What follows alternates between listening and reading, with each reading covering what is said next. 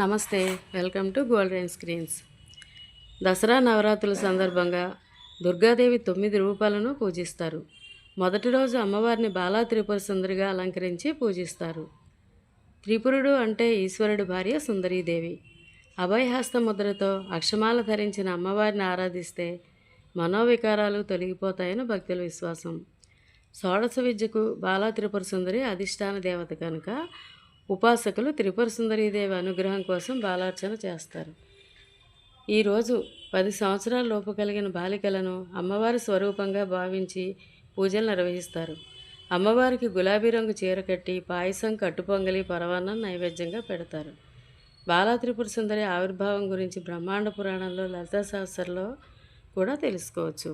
మరిన్ని ఆధ్యాత్మిక విశేషాల కోసం ఈ ఛానల్ని లైక్ చేయండి, షేర్ చేయండి, సబ్స్క్రైబ్ చేయండి.